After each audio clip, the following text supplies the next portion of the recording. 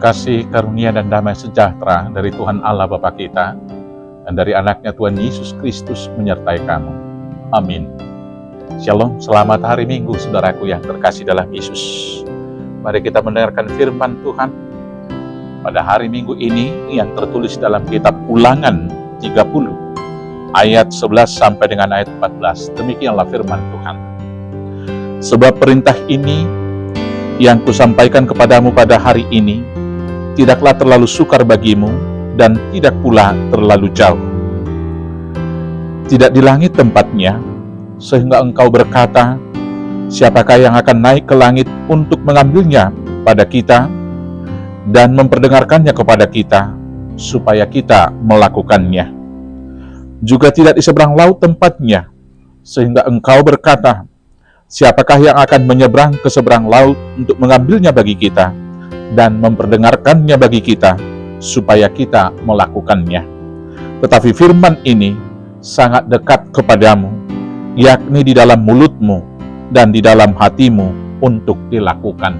Demikianlah firman Tuhan.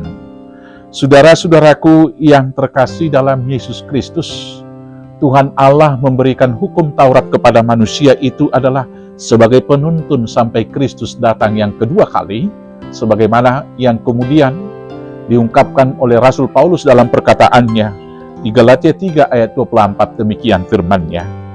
Jadi hukum Taurat adalah penuntun bagi kita sampai Kristus datang supaya kita dibenarkan oleh iman. Bila demikian dapat kita pahami bahwa hukum Taurat adalah orientasi menuju Kristus, menuntun kita pada hidup yang kekal. Maka karena itu harus kita pahami yang pertama sekali, hukum Taurat itu bukan sekedar konsep ideal tentang hubungan yang baik antara Tuhan dengan manusianya dan juga dengan hubungan sesamanya. Yang kedua, hukum Taurat tidak terpisah dari realitas kehidupan kita, bukan di langit atau di seberang lautan, sehingga membutuhkan seseorang untuk datang menceritakan kepadanya, tetapi nyata dalam realitas kehidupan kita sekarang ini. Yang berikut saudara-saudaraku, hukum Taurat itu harus menjadi dasar berpikir, dan selanjutnya harus menjadi dasar berbicara, dan seterusnya dasar kita bertindak.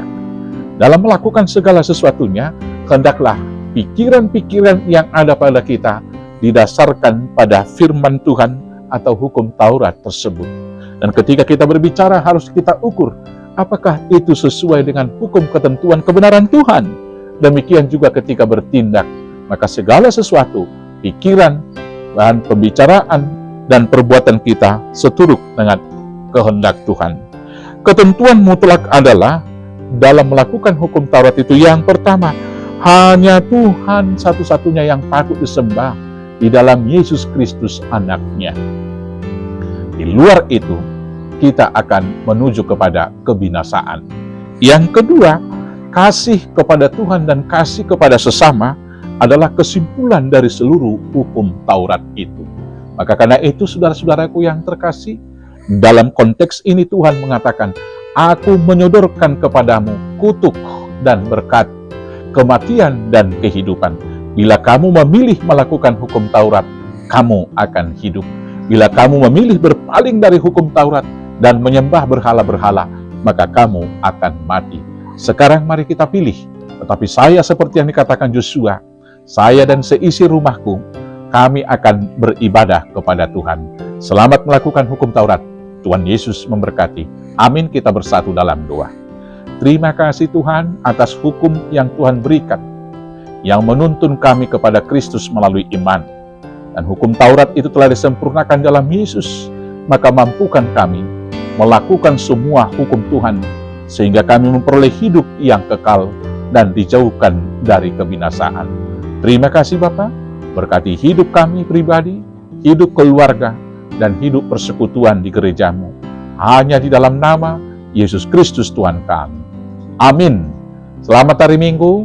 Selamat beraktivitas. Tuhan Yesus memberkati. Horas, horas, horas.